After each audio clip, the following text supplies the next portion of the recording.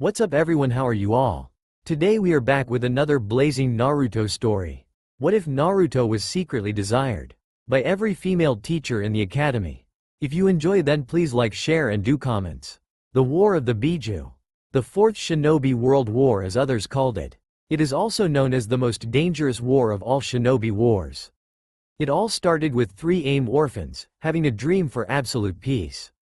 Their group was once peaceful, but their views on this peace got crooked and made them thirst for fear and power when one of them died saving a country. Thus, started the organization, Akatsuki, or the Red Dawn was created. The next member was another crooked viewer of peace. Crushed between the rocks saving his teammate, everyone thought he was dead.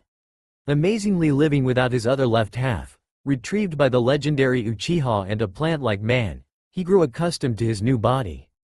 Just in time to see his other teammate die because a lightning-based jutsu pierced her heart courtesy by his best friend.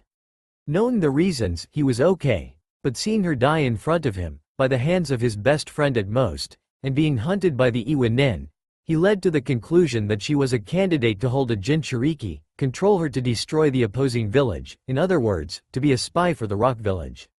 It led him to deduce that the whole world was power-hungry, and it was impossible to live in a peaceful life.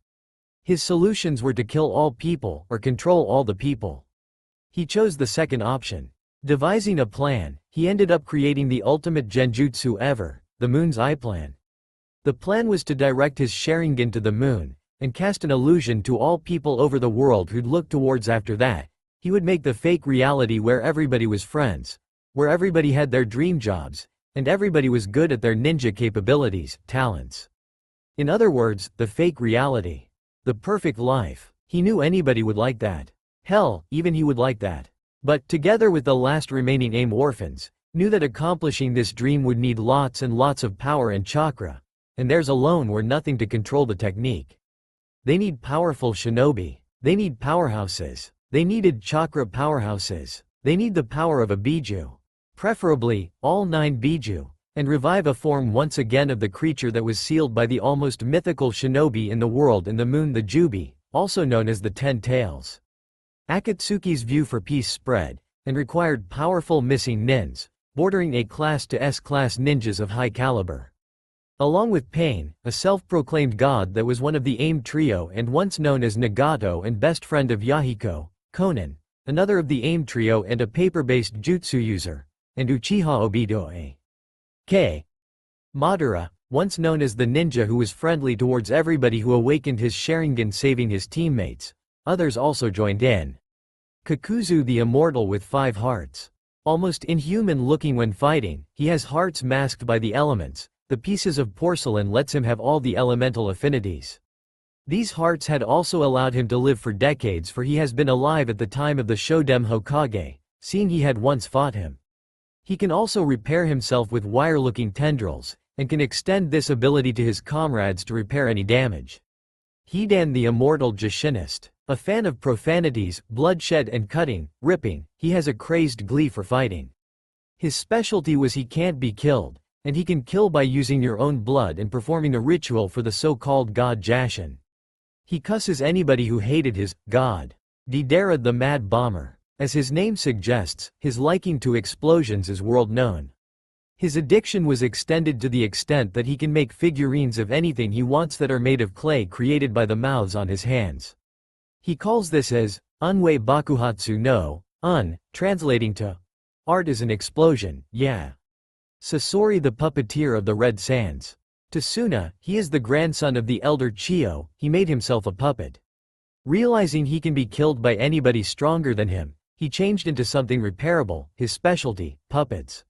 Storing his heart in a small device, only 2 had known that it was his weakness. He also makes his victims as his puppets, preferably the strong ones. Hoshigaki Kisame the tailless biju. A Sharkman look-alike and a summoner of the sharks, he has powerful chakra reserves equal to a biju. Former member of the Kiri no Shinobigatana Nananan Shu, the 7 ninja swordsmen of the mist. He also uses the chakra shaver sword that converts its food to its user's chakra, the fearsome Samahata. Uchiha Itachi the Sharingan master. An Uchiha opposed to his clan like his best friend, He killed all the members of his clan in one night, except his brother. He is also famed for being merciful, polite and kind to his enemies and regrets killing in cold blood. He is a master of his clan bloodline, the Mangekyo, and also signed the Crow contract. Zetsu, the black and white artificial human. Made by Madara Uchiha in one of his experiments, he looks like a man engulfed by a Venus flytrap.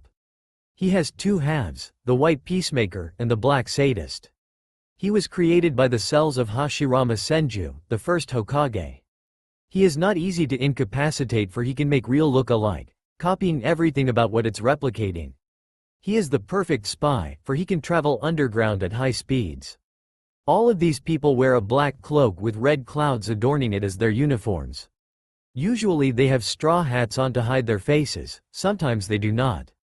The similarity was that they traveled by pairs, and took orders from Leader Sama. Leader Sama was initially Pain, but later was replaced by Obito.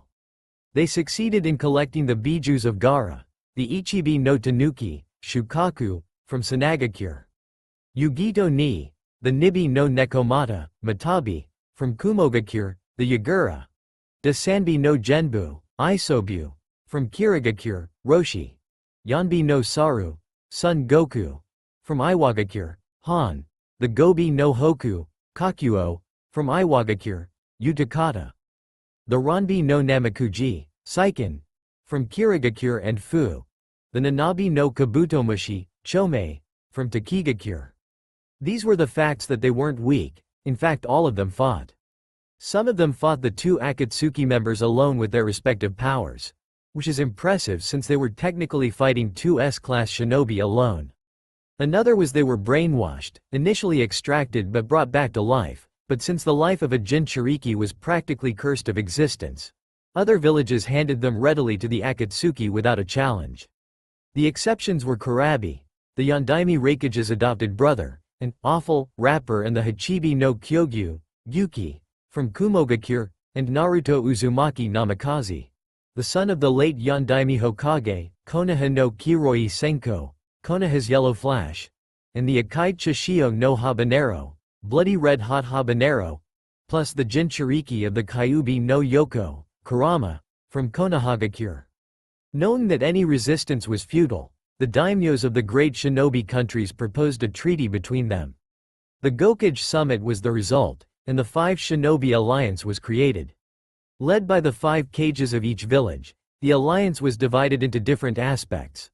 The front, close combat ninjas. The second, the mid-range ninjas. The third, the medics and healer. The fourth, the strategists and communication networks. The enemies were consisted of the monsters experimented by Madara Uchiha. All had monstrous-looking forms, all had special abilities. They had to destroy their minds fully. This alone made the war difficult. Zetsu, one of his creations, made bodies that were undetectable combined with the restrained Yamato, and succeeded because it was made with wood-style cells. They unleashed an army of look-alikes, and the Shinobi Alliance had difficulty judging who the true ally was and who was not. This was defeated with the help of the Kyuubi Jinchuriki Naruto, who had the Kyuubi mode on. This technique allowed him to detect pure evil, and mind-controlled shinobi. Kabuto Yakushi, the temporary ally of Obito Uchiha, made things harder. Now, with the cells and techniques of Orochimaru the Snake Sannin and his former master, he used the technique Impure World Resurrection and resurrected the dead Akatsuki members. Momochi Zabuza, the demon of the Bloody Mist. Haku, the last of the clan with ice manipulation.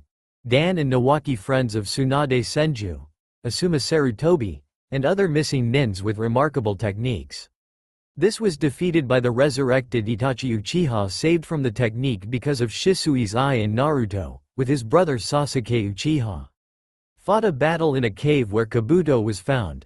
The bespectacled power-hungry ninja was defeated with a Sharingan technique called Izanami. The mind-controlled shinobi outside the cave said their last farewell to their opponents and crumbled into dust. After that, Madara unleashed the bodies of the former Jinchurikis along with their resealed bodies. All had chakra rods embedded into their bodies, controlled by the leader. All resumed their Biju forms, but was later defeated when Naruto and Kurabi pulled out the rods, the latter with the help of Sage Mode, and the other in his tailed form. Allies appeared once again, 5 out of 9 were former traitors. Orochimaru, Otokage and formerly one of the Densetsu no Sannin, the legendary 3, he came back following his all-familiar wayward student Sasuke to achieve his dream, whatever it was. He helped resurrecting the former Hokages, the one of the 4 strongest ninjas in the world. Sasuke Uchiha, former traitor of the Leaf, betrayed his own village for power, being consumed by the darkness of revenge. Came back to help then destroy the world because of his brother's explanation. Redeemed himself by tag teaming with the Konoha 12, minus Neji Hyuga. Karen Uzumaki, last Uzumaki besides Naruto. Along with Suigetsu who wields the Kabikurarako, and Jugo of the Curse Seal.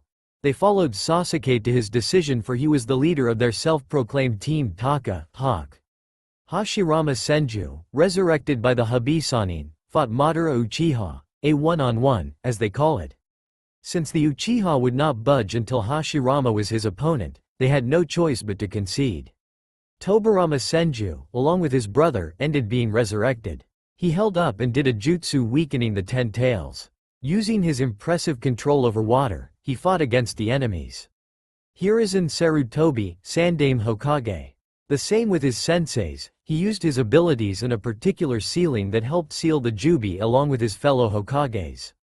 Minato Namikaze, former student of Jiraiya the Gamma Sannin showed up also, doing so what his fellow Hokages were doing. In Kyuubi mode, he offered his last Yang chakra to his son in the end, as his parting gift. His son thanked him and with the reunited with the former Team 7 and remaining members of the Konoha 12. Sasuke Uchiha, Sakura Haruno, and Naruto Uzumaki Namikaze, also dubbed as the second coming of the legendary Sannin that were ironically the ones that taught them, made their presences known in the battlefield. Their personal summons were introduced. Gamakichi, son of Chief Toad Boss summoned Gamabunta, for the 9 Tails Jinchuriki. Aoda, son of Chief Snake summoned Manda, for the Eternal Mangekyo Sharingan user. Katsuyu, Chief Slug summon and healer, for the head medic Kunoichi. They fought the Jubi with the help of the summons and the combined efforts of all shinobi. The war had ended eventually. But it didn't end without a heavy price. 1 year after the war, the world was in a tranquil, peaceful and happy state. Villagers were just waking up from their deep sleep, with smiles on their faces, knowing they were finally safe. Particularly, this describes the village of Konohagakure no Sato. Hard to notice that this village was one of the villages who brought the greatest blow to the War of the Biju 1 year ago.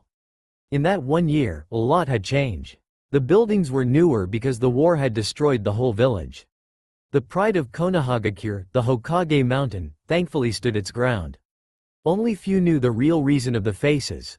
Other than it displays how powerful and serious the leaders could be. The monument was also supposedly the inanimate guardians of the village. It is said that because of this guardians, the Hokages that already left for the afterlife would still protect their home. Those who knew smiled and thanked Kami for letting them help, literally, and those who didn't thought, the last of the original structure of our home. Shinobi were fewer by 5% of the original forces. The causes were, many ninjas passed away during and after the main assault, and others believed they did not need any more ninjas since the world is equal now, and there were no reason to fight. No more ninjas, no more war, they say. Another new thing is the Hokage. Rokudame to be exact. The council elected the longtime aspirer of the Hokage seat since ever, the best candidate and the hero of the world, Uzumaki Namikaze Naruto. Yeah, he was happy. Lonely? He was. The war made a great toll on the teen's life. It made him realize that he has already fulfilled his sensei Jiraiya's dream, to stop the circle of hatred. It also slowly made a smile creep up his face, before his eyes rolled back and his teammate Sakura had to catch him from falling. Sensei, I've completed your dream. The world is now what you wanted to be. And I, your blonde knucklehead of a student apprentice, did it. Are you proud of me, Sensei?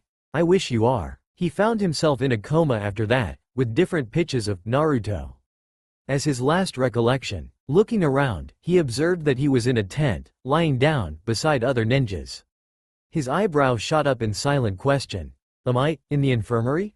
Did I faint? If so, who caught me? Sakura-chan. Oh no, she must be worried sick from me fainting because I rarely do that. And she must be terribly exhausted right now with every shinobi to heal. And the others, where are they? Are they okay? I know they used too much chakra than they normally would. Kuso, what could be happening? I have to get out now. By this time, Naruto's heartbeat was increasing and the heart detector beside him was beeping too loud, causing the nearest medic to rush to him. Shizune, a black-haired young woman, apprentice of one of the Densetsu no Sanin, the legendary sucker and drunkard, Tsunade. Shizune immediately bolted into the makeshift medical room, silently asking if the patient was having a seizure. She breathed a sigh of relief when she only saw his favorite whiskered blonde of a brother, Naruto, hyperventilating in a corner. She continued her way to the main tent. Wait, backtrack. Naruto hyperventilating in a corner? She rushed beside him, trying to calm the distressed blonde. She only knew the reason he was acting like this. Naruto basically lived the saying, others first before thyself. Naruto, calm down. Your heartbeat's getting faster. Slow down, Shizune said. But, the others, I have to check on them. Let me out, please, the blonde begged. Naruto, relax, take in deep breaths. Okay, exhale, Shizune instructed. Now, I want you to know that everything's. Shizune hesitated for a second, her eyes briefly flashing sadness. Okay, they're okay. No need to panic. Lie down, rest. You've already done so much for us, it's the least that we can give to you. She finished kindly. But I have to, Naruto started but withered under Shizune's medic glare, as he dubbed it. No, I am your superior, I am the doctor, I will be the one to dismiss you. She glared at the patient. Am I to be understood? She asked. Hi. Gomen Neisai, Shizune Ne-chan. I'm just worried with everybody's state after fighting the war. But could you promise me, if I'm deemed okay, would you let me out of this place? I terribly hate hospitals, and this doesn't even count, because it's a tent. He ranted, eyebrow twitching. He didn't notice the amused expression on the black-haired woman's face. He turned to her. Please, Ne-chan? He pleaded, hands clasped together. Oh, all right. Just rest. If you need anything, I'll come. She said, patting his shoulder, standing up, then walked toward the exit. Remember, they're okay, she said quietly, closing the tent flap. Well, I guess I'm stuck here for the time being. I'm so bored. What to do, he thought, frowning. He sat on his makeshift bed, grumbling. He looked over his shoulder and saw some scrolls lying on the table on his left. Jutsu scrolls? What are these doing here? He thought, grabbing the scrolls, and saw a note attached to it. If you would ever get bored, and I know you will, I left some scrolls for you. All wind techniques that I know and I've collected are here. If ever, you also want to know about other helpful shinobi techniques, it's included. Have fun reading. Shizune. Oh well, better than nothing. He shrugged, sitting down. Now let's see. Bow ring. Oh, this might be cool to learn. And if ever, I'd be glad to show this to others, after I get admitted out of this place, he exclaimed, giddy with excitement. He was so absorbed in his reading that he didn't see his nurse peeking at him. Naruto, this is the only thing that I can do for you. I am sorry I can't directly say it in front of you, was the medic nin's last thought, after resuming her duties. 4 weeks had passed, and Naruto was finally admitted out of the hospital, albeit in a wheelchair, pushed by his pink-haired teammate, Sakura. Earlier, he was found practicing a jutsu, like controlling wind to propel himself up, and whistling a tune. Sakura was so terrified in seeing him floating, she thought he was a ghost, she shrieked. Now, they were in a clearing once known as the Team 7 training grounds, where the 3 posts of the Hiruzen Sarutobi's to-be-known legendary Sannin team, Minato Namikaze's team and Kakashi Hitaki's most epic team were trained. Amazingly, the memorial stone still stood. Whoa! The Kyuubi Jinchuriki breathed in amazement. Is this memorial made up by diamond hard crystal? It's still standing after all the wars Konoha had been through. He knocked on it. Dang, that's some hard stuff there. He turned toward his medic teammate, who was looking at him with a frown on her face. In confusion, he asked, Sakura-chan, why are you looking at me like that? She didn't answer. Assuming it was just exhaustion, he shrugged the action. Sakura-chan, why is it that I'm wearing all blah? How are you so calm about everything, Naruto? She asked, desperation in her voice. How are you so nonchalant about his? Aren't you supposed to be in hysterics right now? Why aren't you why? She had let go of the handles of the Namikaze's wheelchair and looked at him with glistening eyes. Sakura, calm down. Why are you so hysterical? Why should I be hysterical? He stood up. Phew. Good thing Shizune-chan's not here. She'd get angry at me. Darn it, Sakura, tell me what's wrong. The latter angrily yelled, shaking the girl's shoulders. Why am I hysterical? Didn't you know? She asked, calming down out of her hysterics as her teammate rubbed circles around her back. She looked up at his face, which was contorted in confusion. Know about what? About Ino, Choji, Lee, Neji, Tenten, and Shino. Sakura exasperatedly said, expecting Naruto to know the answer. She began darting her eyes towards him and the memorial stone. What about them? Do they need me? He asked, still clueless to what she was hinting. You don't really know? Now Sakura's eyes were glistening with tears. What should I know? Naruto asked.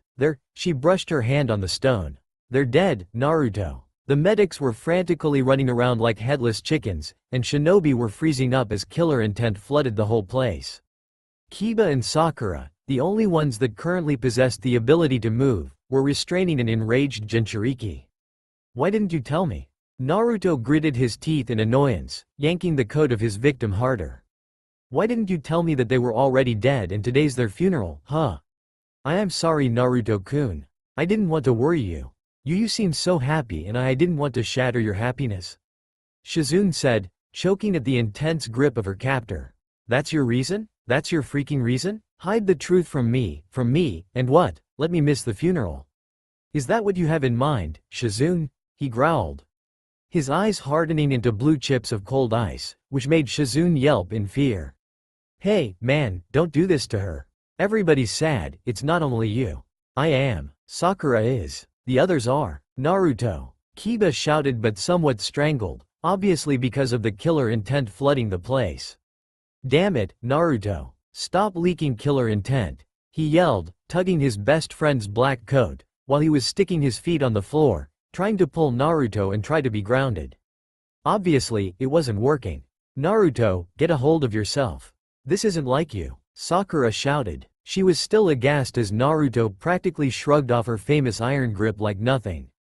She knew he was this strong, but this? Naruto, please. Before Tsunade Shisho comes and sees you, she desperately called. I do not give a thing about Tsunade. The latter growled but released Shizune's collar that he was holding on. Get angry with me, I don't freaking care. I do what I deem is right. And not telling that your friend's funeral was going to happen, until said funeral is coming? Complete and utter bull, for so you know.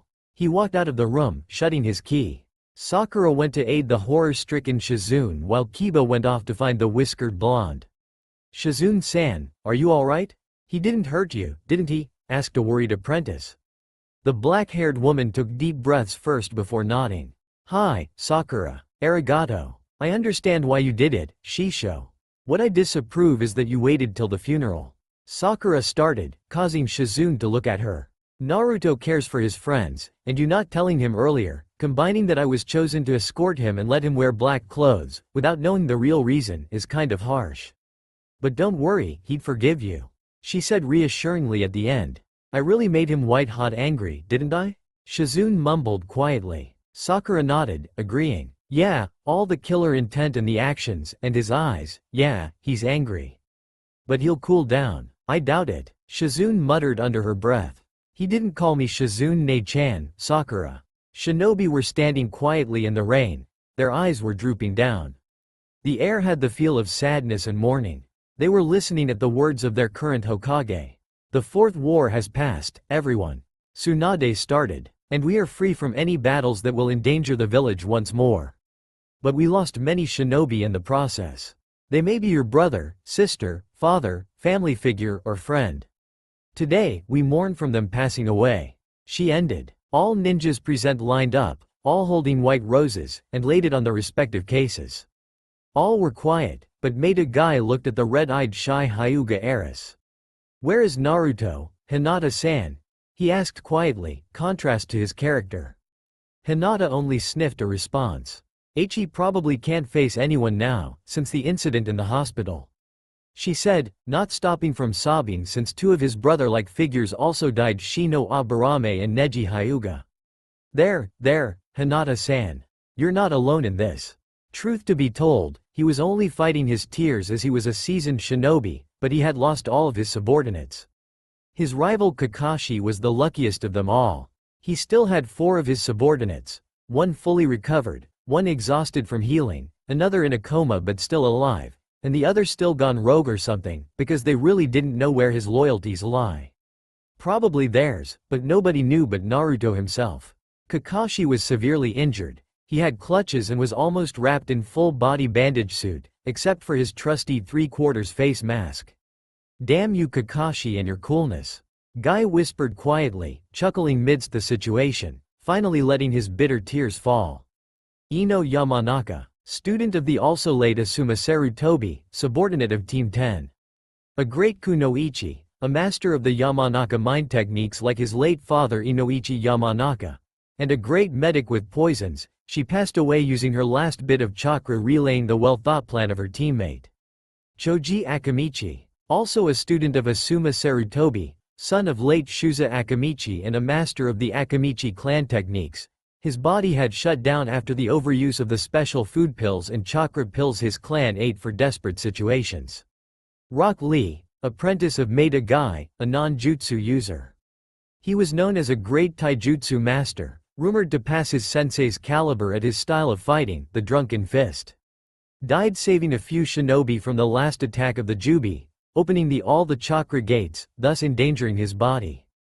He was later found in the medical ward, not breathing.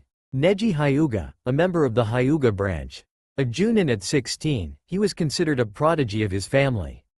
Subordinate of Maida Guy, he had died doing his main duty, protecting the Hyuga heiress. He had died before a medic nin had the chance to heal him. Tenten Higurashi, member of Team Guy, the most proficient ninja in all shinobi countries in using tools, had died because of the Jubi's last attack, one of the unfortunate people to be stuck under a jutsu that planted them onto the ground. Shino Aburame, son of the late Shibi Aburame, master of the Kakaichu bug techniques, member of the Genjutsu mistress, Kurenai Yuhi. Died protecting Kiba with the last of his chakra. They were dead, and the skies even mourned for them. That night, something changed in Naruto Uzumaki Namikaze. He realized he was still, in other terms, weak. Without his trusty companion Kurama, the 9 tails being sealed inside him, and his Sage Mode, variations of Rasengan and Kage Bunshin only there in his arsenal, he was darn weak. Well, maybe average, but still. I guess. I survived all Akatsuki's attempts on my capture because of Kurama. Because of Kurama's large capacity of chakra, I wouldn't even have a chance to do those things. Thanks by the way, Kyuubi. No problem, Naruto. Say, Kit, I had to say something. For an unusual bundle of happiness, you can be a pretty dang pessimist. The Kyuubi replied in his mind, amazement in his voice. TCH, I am to please. The Jinchuriki retorted, inwardly smirking.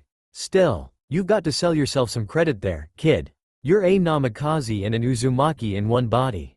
Combined, you're still going to have large chakra reserves. And maybe, if I weren't sealed into you, your parents would still be alive to teach you. You'd get many jutsu than that Rasengan of yours. And maybe it would still be taught to you. Just add that Hiraishin and chakra chains they have.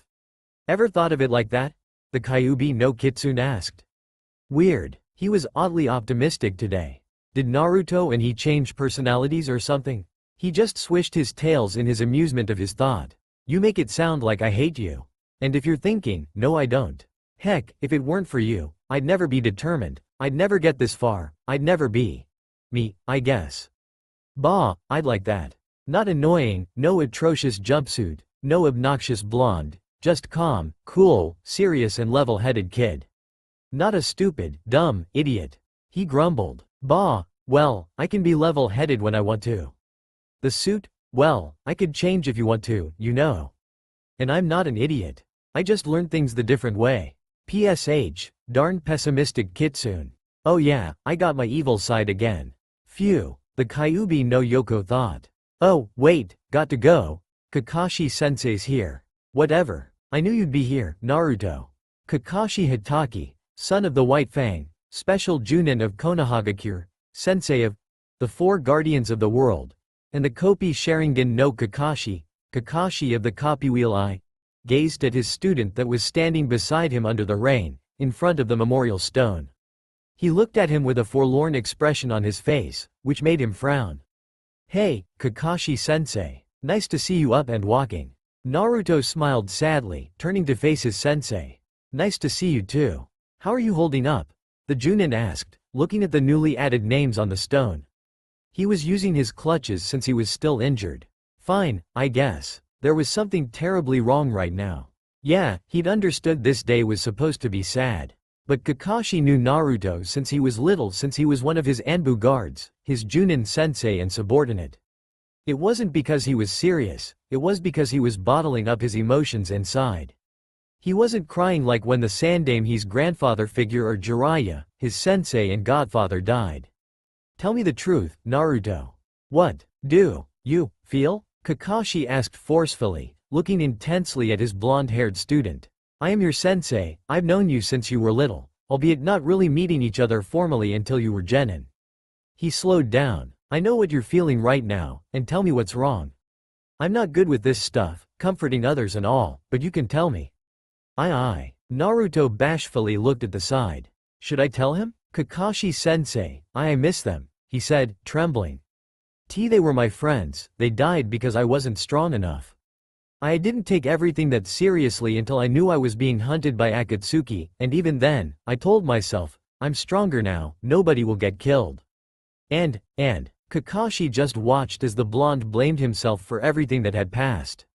He won't intervene until his student was done. He needed to vent. "Look what happened. People got killed because of who was in me. People got killed because others hunted me for power." He angrily punched the ground, making a crater, making Kakashi's eye widen. Naruto proceeded looking at him. "Kakashi-sensei, you were there. If pain didn't have the Gedo Raine Tensai, outer path, samsara of heavenly life technique, everybody caught in the attack would have died. You wouldn't be here. Tsunade Ba-chan wouldn't be here. Uruka-sensei and my friends wouldn't be here either. And now, they're dead." Aye. The Jinchuriki ranted, sobbing. "I don't want to lose anyone because I was weak. I wanted you all to be there with me, by my side. I became stronger, to protect all of my precious people, but now, they're dead. I miss them, Kakashi-sensei. I miss them." He glanced up to his sensei. He then spoke the 3 sentences that shook him to the core, remembering it was the same set of sentences he said to his sensei that night when Rin had gotten killed by his own hand. "I failed, Kakashi-sensei. I failed to keep my promise to save them all. I failed myself. I failed, Minato-sensei. I failed to keep my promise to save them both. I failed myself." That night, he had realized he was more like Naruto than he ever knew. After that fateful day, Kakashi was often seen with his blonde student, doing usual things like friends would do. This had caused ninjas to have reactions from complete utter astonishment to disbelief. Kakashi, opening up to another person than anybody in his whole life had known? It was practically unheard of. Tsunade was surprised when the masked Junin had come to her office, stating that his student Naruto can be on par on him already, swiftly demanding that he should have been promoted already. She questioned the usual lazy Junin with, "Why the apparent change? You never wanted somebody promoted, much less cared. And how come you're saying he should have been?" The Hokage shuffled the papers Kakashi Hitaki had given her. "Anbu? Are you saying he's ready for it?" Smirking underneath his mask, Kakashi replied, "Why, of course. Why do you think I'd suggest it if I'm not sure with it?" he said cheekily, much to the Hokage's amusement, astonishment and annoyance.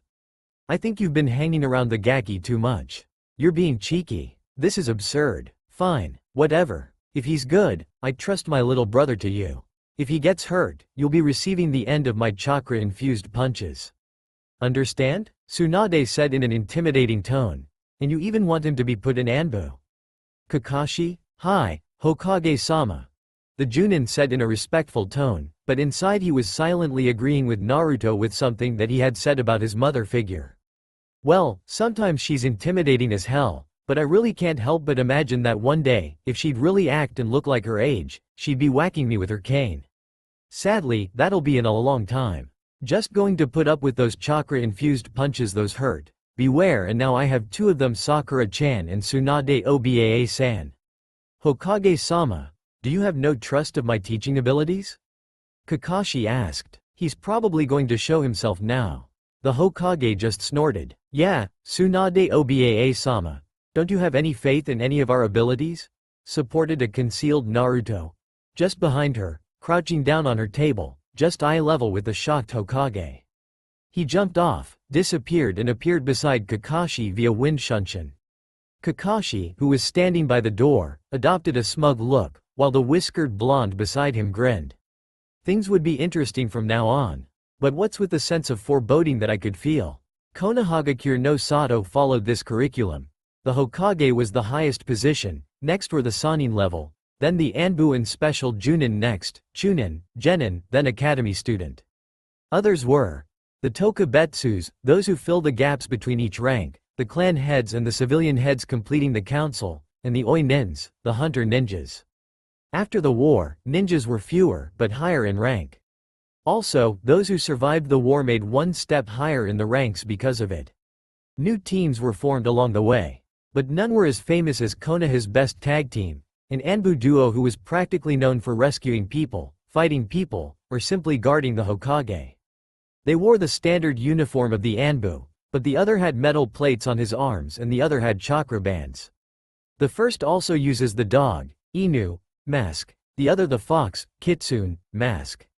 At the Anbu missions, they were known to be both ruthless and did not show any mercy to the victim being killed. At Anbu HQ, it was quite the opposite. Kitsune had the habit of training the others in each style, and learning from them, adding a few key strokes to his taijutsu. Pranking others who lowered their guard because they knew they were safe was also a hobby of his, and the poor Kohais were introduced to the practical finesse of the pranking king. He also became friends to all of them. Not one hated him because he had this aura of calmness, friendliness and understanding. He was pretty much known to the outside world as the hero of Konoha, Namikaze Uzumaki Naruto. Inu was, in all terms, quite the opposite of his teammate Kitsune. He always had to be encouraged to make friends with others and train with others courtesy of Fox. He was reserved, quiet, but without anybody noticing, Kitsune's personality had rubbed off on him a little. He also trusted Fox because he was the first true friend that understood why he does things differently. This Anbu member was known as Hitaki Kakashi. At first, admittedly, the Hokage was skeptical at first. She felt that her younger brother wouldn't like Anbu as its specialty was to protect Konoha behind the curtains, completely opposite his personality. She remembered that day when she found out that they were accomplishing mission after mission. What, the 30 missions, only in 1 month? She looked up at the duo, one in his usual slouch and bored expression posture, and the other was standing, professionally, in front of his leader, meaning, smirking at the expense of the old lady. So, not fit for Anbu, huh? Naruto asked. Tsunade rolled her eyes at his apparent boastfulness, but somehow the young man wasn't that loud anymore. Maybe Kakashi was the reason. And killing? Are you okay? I am, Ba-chan. Naruto confirmed. I had with Kakuzu, but he was immortal, you know. And killed Asuma-sensei. Injured my friends, too. Still, he didn't have blood, so, yeah. Madara was killed by our combined efforts, not me. Toby and Pain had a change of heart, how, I don't know, and sacrificed himself. So I didn't technically kill them. I don't even remember any first kill. Isn't that where you puke your guts out? No thank you. Kakashi-sensei would be the done to kill them. I don't know. He says I'm not yet prepared? Smiling at the memory, Tsunade went to the next one. How the two had changed Anbu HQ. Anbu now became more dedicated in their work after an awe-inspiring speech from the blonde. They were more alert and serious that they can even detect the slightest of sounds that most Kage won't hear, and nobody had qualms from each other. The both of them had changed the Anbu for the better. Come to think of it, the two is on a mission. I wonder, are they alright? The mission that I gave them was to attack the last remaining members of Akatsuki, the ones that stole the eyes of the Uchiha where Obito once stored them, and in return implanted the Sharingan in their eyes. Are they safe? Of course they would. They are the best after all. After this, maybe I can retire, and drink a lot of sake and gamble. Yeah, plans. She didn't see the crack on her bottle of sake. Kakashi Hitaki was having a hard time. He was currently fighting the poison inside him injected by the enemy into his body earlier. He had to grip himself from shaking too much so he wouldn't attract his teammates' concentration. Pushing himself up to stand, wrapping bandages to the wound in his torso where the poison entered, he quickly hid the medical pack and put down his gear. He looked at the blonde beside him. "Kitsune, report," he ordered, wincing a little. He prayed to God Naruto wouldn't notice that. "Hi, senpai. Anyo, before that, are you injured, Inu?" Kitsune asked, peering at the man. He only noticed the medical pack being hidden. "Oh well, I'd find out sooner or later." "Nope, I'm not. How are the heads?" he asked, referring to the ones that they incapacitated earlier. "Oh, that?" Naruto said, tilting his head. "Tora-senpai got it covered. He should be coming in." "Dang, those guys actually hit me. Because of that Izanagi technique. Actually, I think." The figure of Yamato holding a bag arrived at the scene. He gave it to Naruto who sealed it in the scroll.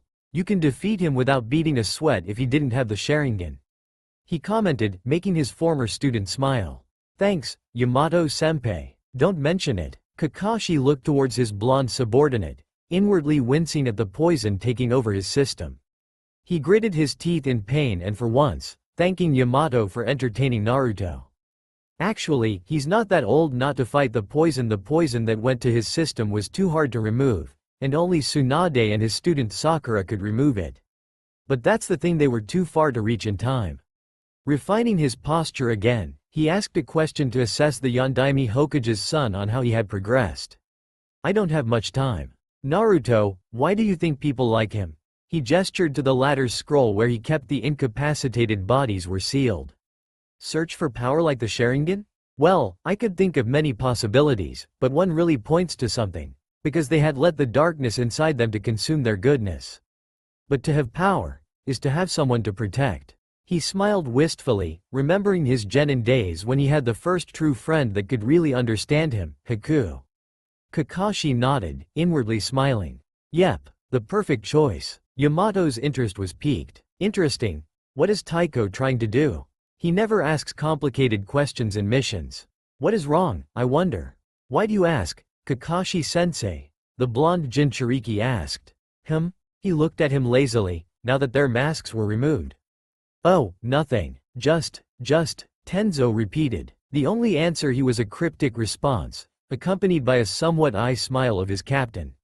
Yamato was suddenly taken aback at the sad visage of the sole survivor of Team Minato. He suddenly remembered why Naruto was Kakashi's second, next to Guy, of course, best friend. "I'm proud to be your sensei, Naruto.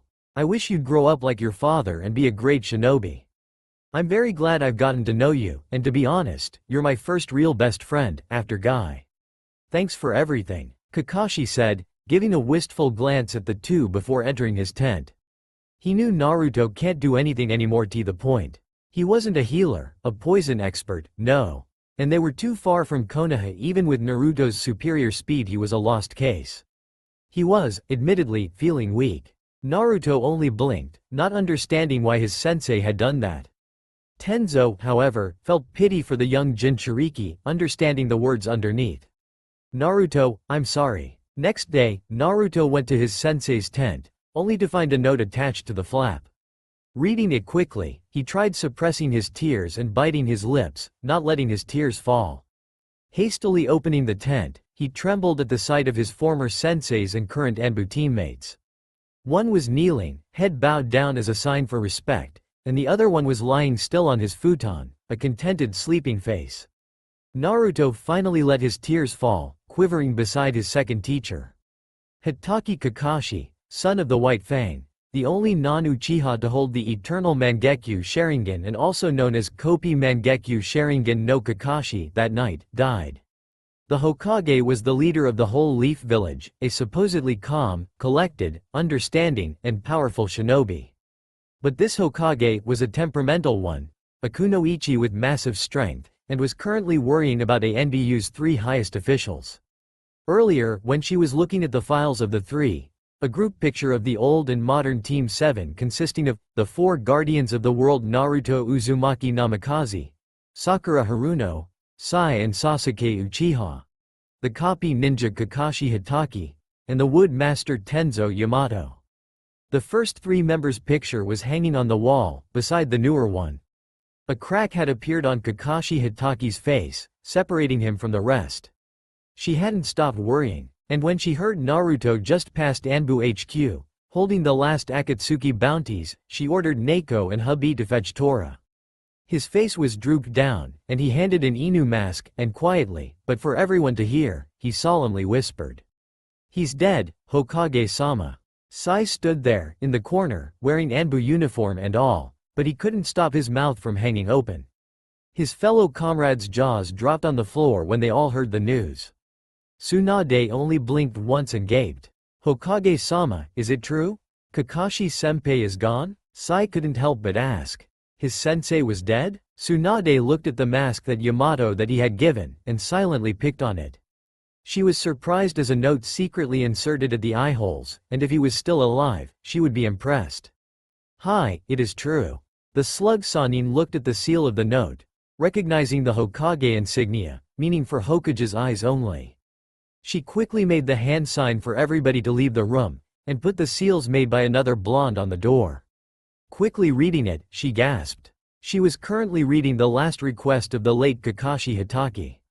Naruto was tired, sad, furious, lonely, and helpless at the same time. "My sensei just died yesterday, my friends just died months ago, the only one that can relate with me are Sakura-chan, who's in the hospital, drowning herself in work, Sai, who cannot project his feelings that good, and Sasuke, who can't even show his damn face when needed, and I'm stuck in this office. You know, you've still got lots of work. Go on, you need to rest. Too much stress for a 16-year-old. Kurama, voice boomed inside the Jinchuriki's head. Or maybe, let it out. And so, Naruto let loose of his frustrations, crying himself to sleep, Kurama absently drying the wet papers in front of his container. Namikaze Uzumaki Naruto, by the vote of the candidate Kakashi Hitaki, the council, and the elders, had been decreed as Rokudame Hokage. A cherry blossom-haired medic was currently waiting in the lobby, holding a pamphlet. She was still debating if she should hand the piece of paper to the Hokage or just invite him. The Hokage's secretary, Shizune, suddenly appeared in the hallway and smiled. She nodded her head at the black-haired woman and headed to the Hokage's room.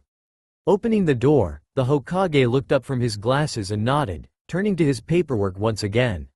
"Sakura-chan, what's the problem?" Sakura nodded her head at the Hokage. Ever since her teammate had been her leader a year ago, he was burdened with problems.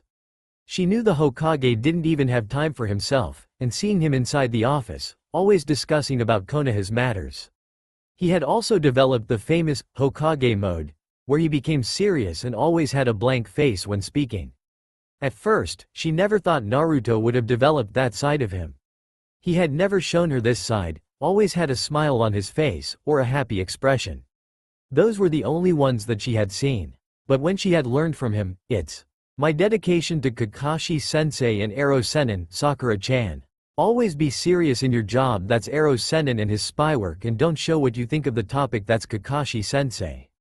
Then he had smiled. But don't be sad, I wouldn't change completely. I'd still be Uzumaki Naruto, deep down, dat bayo. Now, in front of her, was him. In his stature of 6'3", how the hell did that happen? She did not know, that was intimidating but had a calm feel, she believed. The man was now respected in all elemental nations, and was dubbed as Konoha no Kamikaze, because he had an abnormal control over his wind manipulation. She had first seen his work a year ago when he was floating in the medical tent. "Hokage-sama, I was just wondering, our friends were having a get-together tomorrow, and I was wondering, if you could, attend? For old time's sake?" she asked hopefully. She was slightly unnerved that the whiskered blonde wasn't even looking at her. Naruto suddenly lost grip of the pen he was holding, and looked at the pink-haired girl in front of him. He put his Hokage face off and showed genuine surprise. "Sakura-chan, why didn't you say so? You didn't need to have a schedule with me. I thought this was something urgent, a report. I thought you were busy. Being the Hokage and all." Sakura apologized, but inside she was finding it funny that the Hokage lost composure. Even if he was Naruto. "So, where will we meet again?" the blonde asked. In return, the medic Nin handed the pamphlet. Naruto scanned the paper and put it under the paperweight. Turning his gaze on her, he nodded, smiling slightly. Sakura inwardly became happy. This wasn't a fake smile where Naruto's smile didn't reach his eyes. This was a reserved, genuine smile. She doubted that others have seen it. I'll try to come, I promise. That night, Maida Guy, Kurenai Yuhi, Tenzo Yamato, the former Hokage Tsunade and the Hokage's secretary Shizune were standing in front of their remaining students Hinata Hyuga, Shikamaru Nara, Kiba Inuzuka, Sai, and Sakura Haruno. All of them were in the ramen stand. Sai, well, I guess he isn't coming. Sakura sighed, downtrodden. And I really thought he wouldn't break his promise. This is awkward. Yamato commented, since they already finished eating their food and the first one to break the silence was Sakura. I thought that now ramen is involved, that guy would jump to the opportunity. Guess I was wrong, Kiba muttered. The work of being a cage must be getting to him. Actually, Iyame tried to say. PSH. Tsunade rolled her eyes. More like the paperwork's devouring him right now.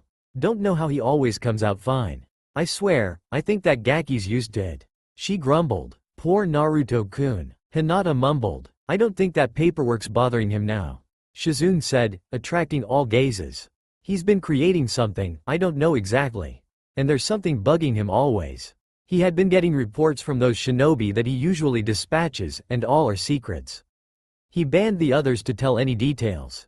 I know. Shikamaru muttered. I'm one of those people that has knowledge of his secret. And let's say I can understand why he's not telling anybody of this. He remembered that night he learned about the attacks on Sanagakure. Shikamaru, can I trust you not tell anybody of this? This is classified information. You were asking about the attacks, right? The Hokage stated, staring at his companion. Sure, what about it? Shikamaru asked. Gaara's having a hard time holding Suna together. Not because the villagers were in a civil war, no, but something's been attacking them. Something? The Nara repeated. Hi. And, call me paranoid, but I'm thinking it's Zetsu. I'm currently trying to make a seal to stop Zetsu. I'm thinking, he's still alive, since he was so hard to beat since nobody would know if it's the real one or not. I'm making a seal that would enhance my senses in Kyuubi mode. Naruto waited at the lazy genius's response, and to his immense happiness, he nodded. It's logical, Naruto. Zetsu was an artificial human. It would be hard to confirm he's dead. Thanks, Shikamaru. I thought I'm the only one. Troublesome it may sound, but yeah. Your theory can be correct. Should we visit him? Guy asked, concerned for the kid's health. He was now taking over the role of sensei for the Team 7. It was the least thing he could do for his eternal rival. Maybe that's a good idea. I haven't seen him rest. Sai agreed. Talk about working non-stop to save Sanagakure from the attacks. Sai muttered quietly, Shikamaru only the one close to hear. The shadow user nodded. Actually, Iyame raised her voice, stopping all of them. Finally, noticed, he told me he was doing some extra work, and he doesn't want to be disturbed and he's fine. Sakura rolled her eyes. To Naruto, fine means he's not actually okay. If he was fine, he'll send some letter or go here personally. Let's go then. Hinata meekly mumbled, standing up from her stool. The others followed and Kurenai closely followed after she paid the bill. Iyame Ichiraku gave up and waved goodbye at the retreating group, then finally muttered, not ramen? Didn't you see the ramen I put in his secret cabinet? Tuchi Ichiraku laughed at her daughter's expense, receiving a glare from her, which made him laugh louder. Arriving at the Fire Shadow's room, everybody was shocked as a distraught Naruto was seen. His hair was frazzled, and signs of fatigue were showing. He also kept muttering, seal, make sure to complete before Gokage Summit. No time, have to. All ninjas watched as he drew on a big scroll, rapidly but precise. Every now and then he would rub his eyes at the obvious lack of sleep. Naruto-kun, Shizune shouted, worrying over the state of the blonde. Wasn't the Gokage Summit till next week? Naruto intelligently responded, stopping from what he was doing. Oh, hey, didn't see you there, haha. He apologized, doing an eye smile and scratching the back of his head. He looked at them who were still gazing at him incredulously. What, can a Hokage not sleep? I'm okay, guys. Nothing to worry about. Moke, the Jinchuriki assured. Honestly? He felt woozy. Naruto-kun, you have to rest. Hinata shouted. Seeing him fall, she used the speed she didn't know she possessed until now to catch the blonde. Guy proceeded to get the Hokage from the girl's arms and put him on the couch, which was earlier prepared by Kurenai as she had surmised that her leader would fall any time. Never thought I'd see the day that Hokage-sama falls into exhaustion. Sai said. Kiba agreed. While the others were looking at the condition of their leader, Shikamaru had volunteered to clean his best friend's table. Checking each file, even checking the pamphlet under the paperweight, he stacked the papers uninterestedly until something written by the Hokage himself caught his eye. Quickly scanning the room and finding nobody looking at him, he reached out on the seal that had caught his attention. He might not know much about Fuinjutsu, but one drawing held the branch, time.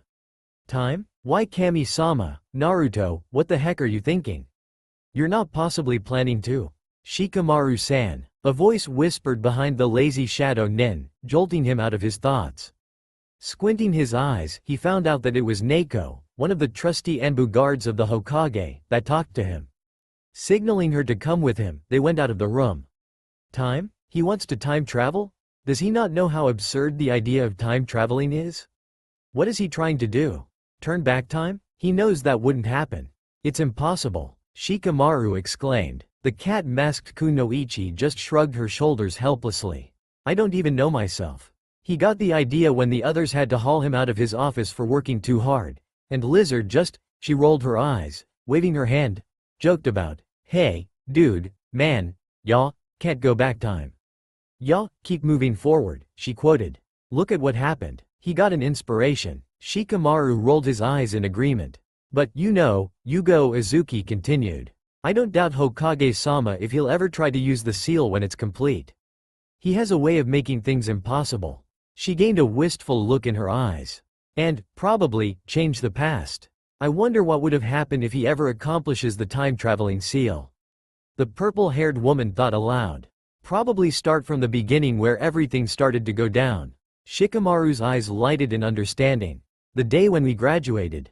We were too young back then to take our jobs seriously. We didn't know how dangerous that time was, and, Shikamaru said. And, when the personalities of our generation had developed, which didn't end well, he trailed off.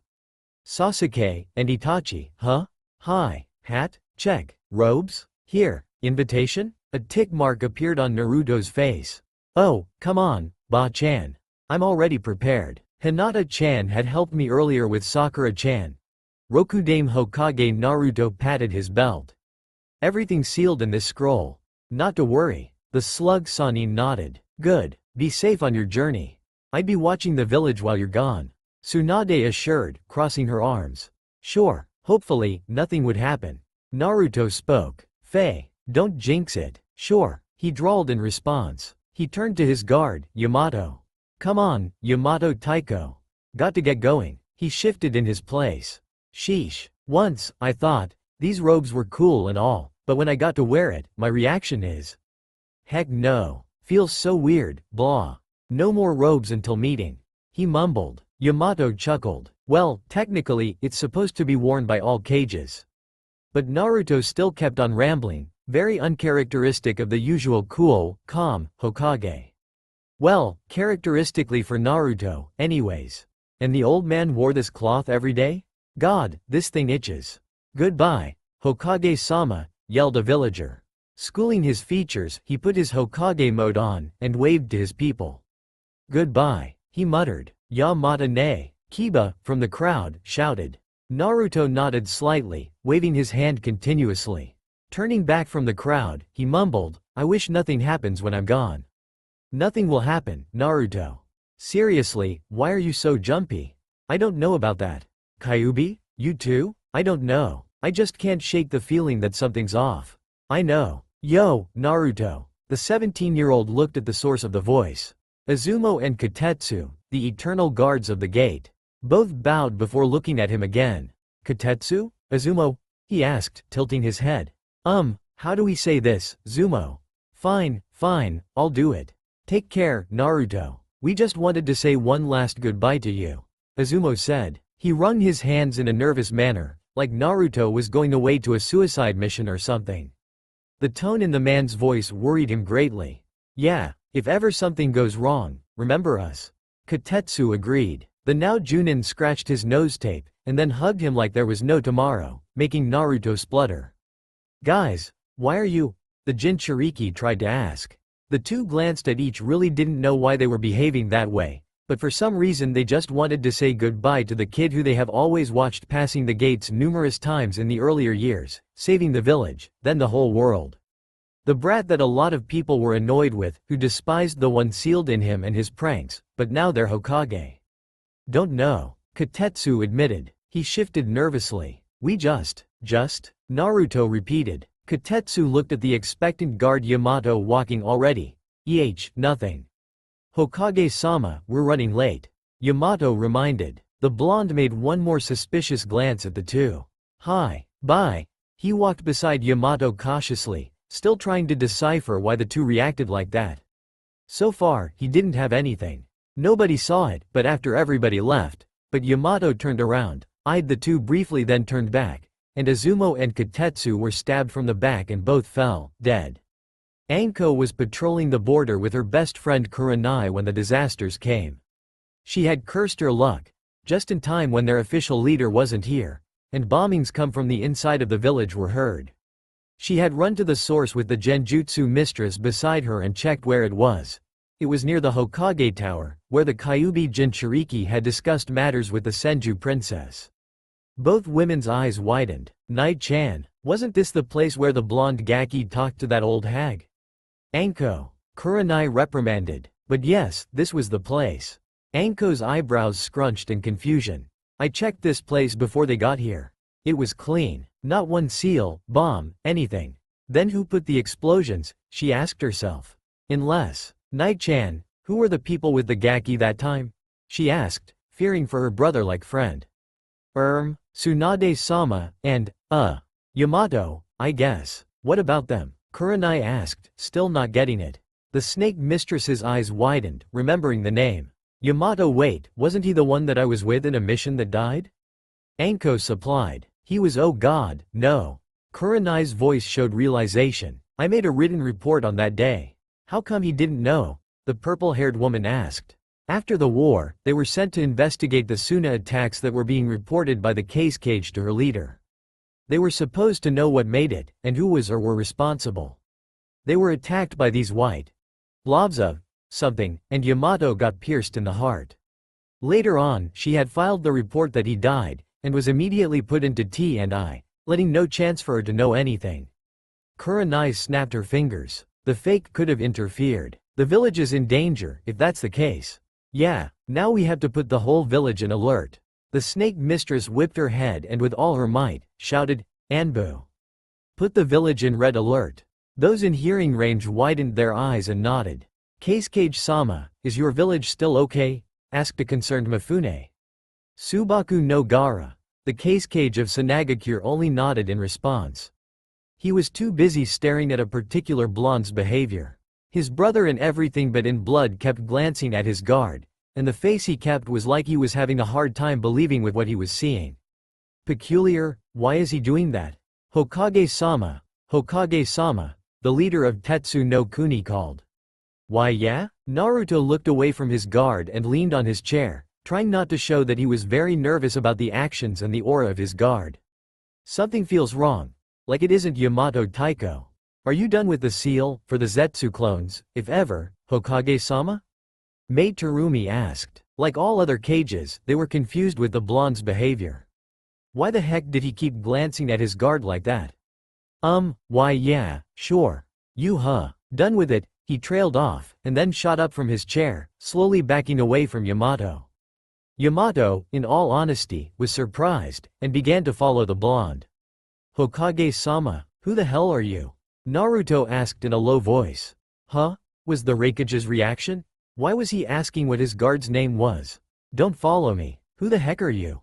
Naruto unsealed his sword from his armbands and positioned the weapon in front of his subordinate. I couldn't believe it, and under my nose the whole time. What do you mean, kid? Hokage-sama, pull yourself together, we will not tolerate this kind of behavior. Onoki, the Suhikage, ordered. Now, can we see the seal? Naruto nodded, inwardly making a creepy smile across of somebody getting hurt and a sly one. Kurama only shot his eyebrows, while the cages just cringed. This seal was going to make someone humiliated. They could see it in his eyes, it had a glint. Naruto showed the seal for everybody to see, and enjoyed the twitching of Tenzo's hands. He explained that the seal would help him with Kyuubi mode, and seal Zetsu's artificial body. "Do you want a demonstration?" he asked the group. All people nodded, but Chojuro couldn't help but ask, "How would you demonstrate it to us?" "Oh." Naruto flickered into his Biju mode unexpectedly, and grinned. "Man, I love this." He mumbled. "Really now?" He continued, and then narrowed his eyes, looking at the wood user at the end of his vision. He suddenly appeared on top of Yamato, and while in midair, put his leg up high, delivered a kick to the head of his target, bashing it on the floor below. He wrote the Zetsu seal on his hand in breakneck speed and slammed his palm on the brown-haired Anbo. Every ninja were shocked. "Why do you do that to your own subordinate? Testing him?" Darui asked with his lazy tone, but it had astonishment laced into it. "Nah," Naruto said, then gained a hard look in his eyes. "Isn't that right, Zetsu?" Yamato suddenly smiled, then his features became distorted, white, and his eyes became yellow. "Zetsu," everybody in the room repeated. "I'm impressed," the now revealed Zetsu said. "Didn't take you to feel it in Biju mode, Naruto? I told you, we were going to mess this up if we did this." White Zetsu complained. Peeved. The black side rolled his eyes. "No matter, we were still going to be found, anyway." It turned to the Hokage. "Well, what do you feel now that you've captured me? Feel lighter, perhaps? Maybe." The blonde shrugged. "Goody. Capturing us had a downside though, you want to know?" the white side asked. "What do you mean it has a downside, even though we already captured your hide?" Kurabi rapped. "Yeah, you captured our hide," White Zetsu replied. Naruto felt his tattoo, his own creation, burn in his flesh, signaling that the Hokage tower was disturbed burn, making him flinch. "What the? But did you expect by this action, every ninja in your village has died?" Zetsu finished. Naruto couldn't believe what he was seeing. Konoha, one of the hidden villages of each elemental countries and rumored to be the strongest, was no more. Debris was everywhere. Houses were burned down. Buildings were toppled over each other like dominoes. The hospital was crushed beneath the tower. People were lying dead left and right on his feet. Ninjas littered the floor. The trusty companions of each shinobi were by their side, may it be animal or weapon. All were stained with blood. All were broken. He was late, and this was the consequence. He was late, and nobody was alive anymore. I tried to, really. I went here as fast as I could. But I didn't reach in time. And now, Sasuke's dead because he was the one here. He sacrificed himself in the hopes that I would reach Konoha. And now, it's no more. My village is no more. Damn it. When Zetsu proclaimed he killed everybody, he didn't know he could be so ruthless. He didn't know he could be very destructive. He also met Sasuke Uchiha, his raven-haired teammate, along the way.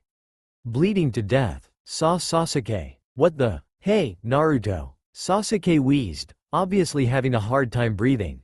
"Guess I can't call you Dobi anymore. Hokage-sama?" he said in a strangled voice. Naruto prepped his teammate to lean on a tree for support, and attempted to patch him up, but the latter refused to budge. Immediately after the action, he made a shadow clone to be ahead of him, and ordered it to dispel once he knew about everybody's statistics.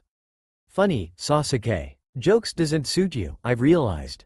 Now move." Sasuke only stiffened. "But Sasuke, I can still heal you. I've trained with the best medic of all time and her apprentice, and I assure you, I'm pretty knowledgeable about this kind of things." "TS's." The Uchiha shook his head.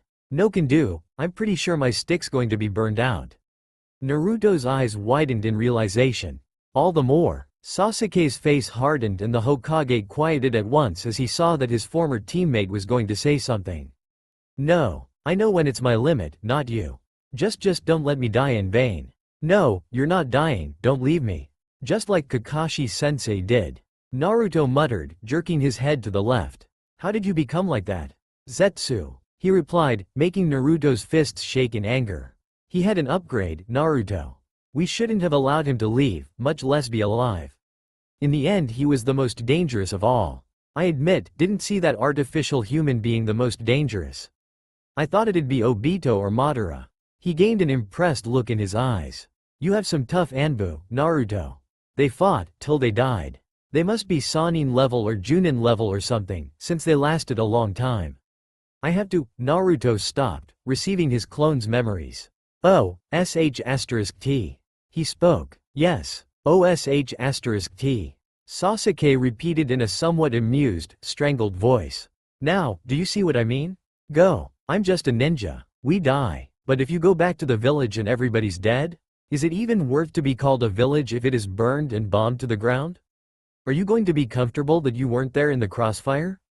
Naruto shook his head. Yeah, I may be sounding like a philosopher right now, but it's the truth. You had to hear this if you want to be a good Hokage. But I want to relay, you are one. He said, coughed a few times and glared at the blonde in front of him. What? I vaguely remember that once you wanted to incinerate Konoha to the ground, Sasuke.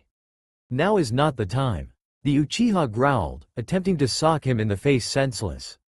Attempting. Gomen, he mumbled. Go. He should have listened to Sasuke faster. He should have used Hiraishin or something. He could have done anything. Hey kid, don't tell me you're going to wallow in sadness because of this, won't you? Hey, Kyuubi. Nah, I'm not going to wallow in sadness and despair. Good. I could just kill myself. No. Kurama shouted in his cantainer's mind, momentarily forgetting that he was loud when shouting. Is that it? You're just going to kill yourself? Is that how you end? Because you committed seppuku? I refuse. Then what do you suggest for me to do? Everybody's dead. Even Zetsu's freaking dead. I don't even know if the other cages are still alive, Kurama. My team's dead, too. Now it's not only Kakashi, but now it's Yamato, Sakura, Sai, and Sasuke. What's to live for? The Kyuubi no Kitsune laughed loudly in his mindscape. I don't really know anymore to what I'm going to think of you. Sometimes you're the calm and collected Hokage, sometimes you're the blundering idiot, sometimes you're the unbelievable genius of certain aspects, sometimes you're the merciful killer, sometimes you're the kind-hearted friend, and overall, you're Naruto. But are you really an idiot? Naruto frowned while having a blank face. He put two and together, but his only answer made him splutter in astonishment. Kurama, I know, everybody has died, we're the only ones left, but is using this seal self-made seal. May I remind you to the extreme? I don't really know if it would work. Besides, I only got the crazy idea from Bear when he commented on, you can't change anything. Keep moving forward, dude, what I should supposed to do, I only made it for the heck of it. So you didn't make it to use it, just, for the heck of it? His kid was ridiculous. Yeah, but do you really want me to use it? What if it fails? You die or rather, I die, you fade, and whatnot. Don't you care for the implications? I don't care. I just hate seeing you un-Naruto-ish. Un-Naruto-ish? You know what I mean. Now do it, Ninjin. Naruto nodded and brought out a scroll from his belt and opened it.